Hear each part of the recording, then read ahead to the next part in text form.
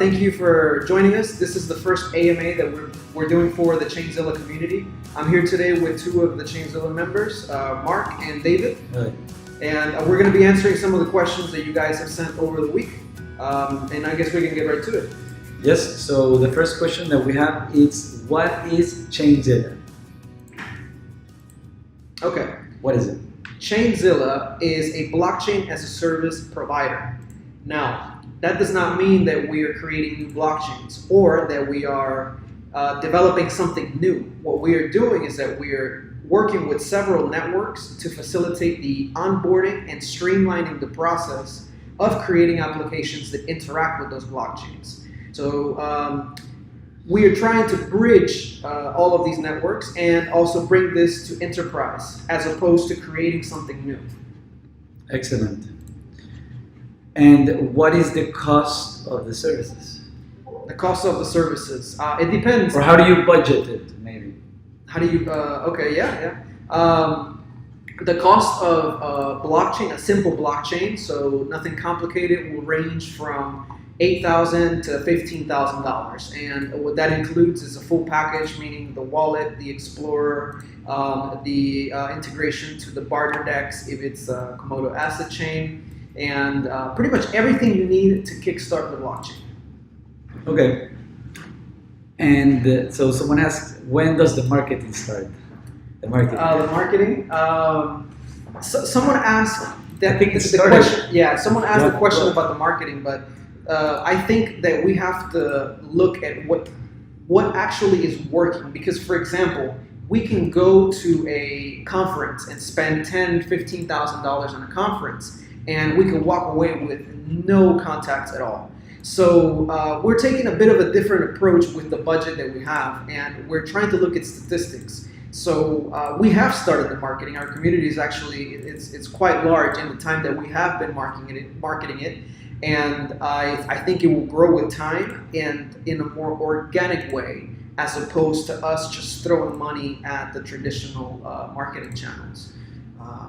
The person that asked that question, we asked on Twitter. What kind of marketing is this person referring to? They're talking about conferences, like when we're going to go to conferences, when we're going to start doing like promotional things in public events. Right, yeah. But I mean, I spent a year traveling, going to events with Komodo, and you cannot quantify the marketing value as much as you can with what we're doing, which is Google, Facebook. Right. We're taking a more different approach. We're trying to specifically target the clients that we want, so that we can bring them to us. Yes, because at the end of the day, especially the Latin American market, right? Yeah, exactly.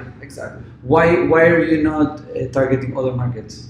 Well, I mean, we are. ChainZilla is a global company. It's an international company. But the thing is that Latin America is very young. It's so ripe for someone to come in and bring all of these things together, like the open source networks, the government's trying to look into these technologies, and then the companies that want to create applications and profit from them. Okay.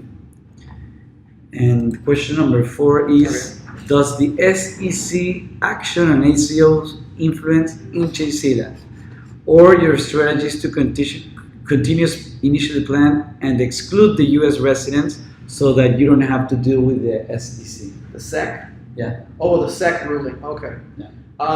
Actually, yes, the SEC ruling did change some of the ICO parameters, and what we did is initially we were going to do a KYC based on the amount that you invested, because in the countries that we're operating, there's a limit where you can send money without being considered a money transmitter. Therefore, you don't have to do a KYC. However, with the SEC ruling, what that has caused us to do, or prone us to do, is just enforce KYC on everyone. In this way, we can filter out U.S. citizens and other citizens where we don't want jurisdiction, in which if they live in jurisdictions in which we can't accept their contributions from.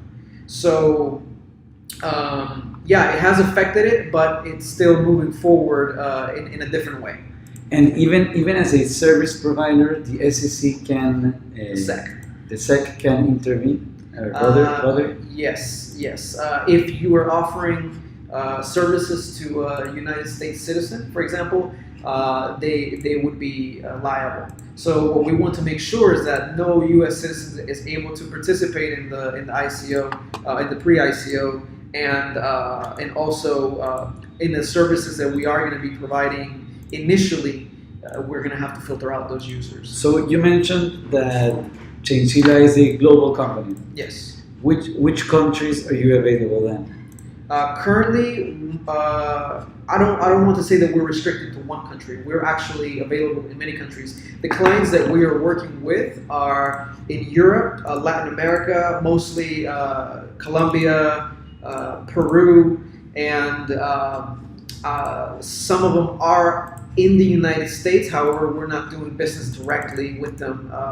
We're still working out how we're actually going to interact with these companies in the United States, because ChainZilla is a blockchain provider, and we are going to be offering the ability to launch not only utility coins or blockchain coins, but you're also going to be able to issue security coins, security tokens, security contracts, and eventually we're going to have to interact with the SEC. And we still are working on this, on how it's going to work for the companies there and how we are going to be able to interact with them. Okay.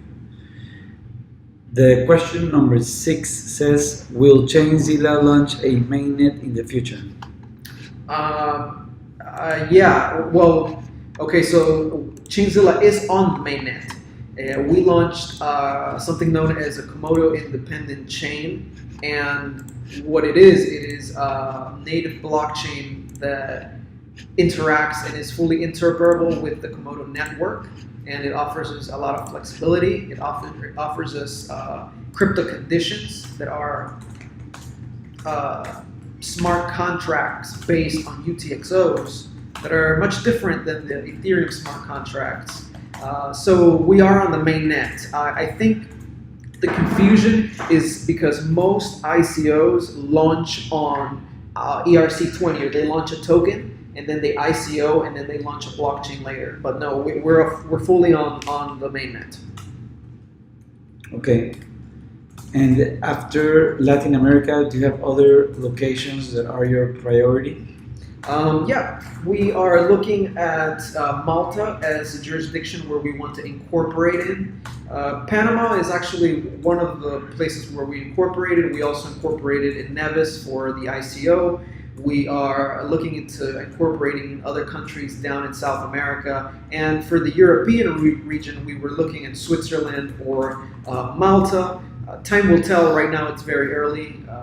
But like I said, for us, it's not quite necessary to have a jurisdiction, an entity there yet. But definitely, it's coming. Okay.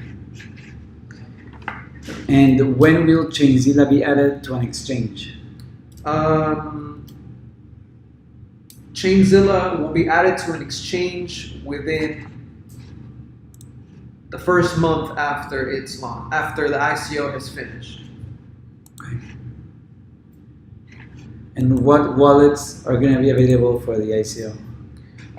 Okay, so many people, or most people in the community know that we're working on our own version of Agama Core or Agama Wallet, which is called Chameleon Wallet. The Chameleon Wallet is still not in beta. We are pushing to get it out in beta before the end of the year. And even though it might be in beta, I don't think that I will recommend it for the ICO. What I will recommend for the ICO will be the Agama Wallet, which is a Komodo-based wallet. We also have Warda Wallet that is a Komodo compatible. We have a Magnum Wallet. We have a collaboration now with Magnum Wallet, and in the coming week we'll be releasing a guide on how to create a wallet there. And we have also the Punja Wallet, which is a mobile wallet for Android and iOS that anyone can use if they have a mobile device. Okay. And which project is ChainZilla currently working with? Okay, so currently we're working with several projects. We have been doing quite a few negotiations, nothing concrete. In the sense of what we already have signed contracts for, we're working with AB Foundation They are an Uber competitor that is launching a very similar app to Uber, but it is powered by Dash, and it also offers a lot more freedom to the drivers, a lot more empowerment to the drivers. We're working with a project known as Bosque Guardian in Peru, and they are a reservation.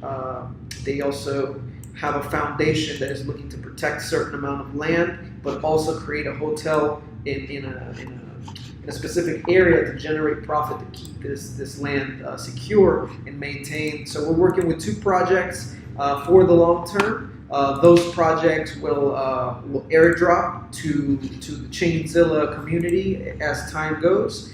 And recently we have been in talks with the NEM team, the Mijing team, and what we are trying to do is trying to get more involved in what they are doing so we can offer this to our clients. Also, I've reached out to the Pundix team. ChainZilla is well positioned to push their POS solutions here in Latin America, so it's something that we're working towards, we're negotiating, and yeah, I mean, there's quite a few projects that approach us that we turn away because we're filtering them out. Any of our clients have to have KYC.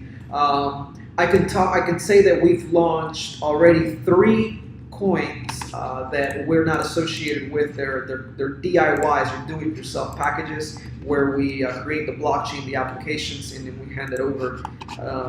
So we have had business, and we really haven't gotten started in terms of marketing that. So I see growth in the future.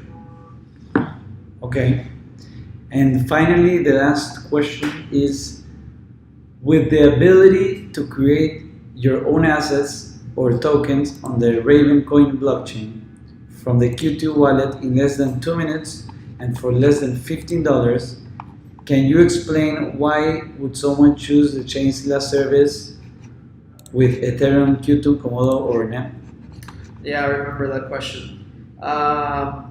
Well, it's not a matter if we choose only those 3 platforms over the Raven coin platform. If I'm not mistaken, the Raven coin platform just launched their tokenization, I want to say, like 2 weeks ago. So it's very, very immature, and it would be a bit irresponsible for us to add that tokenization right away. So what we're doing is waiting for that to mature a bit, and then we're going to look into adding it to the platform, just like we're looking to add other blockchain systems as there's more documentation, and we feel that it's something we can offer the clients. Okay, those are pretty much all the questions. That's it. Okay, perfect. Well, I want to say thank you guys. We're going to be doing another one of these prior to the ICO, and then once after the ICO is over to give you an update of what's coming. Thank you again, and reach out to us on Discord. I hope you enjoyed the crypto puzzle that we've put recently out. Hit us up if you have any questions. Peace.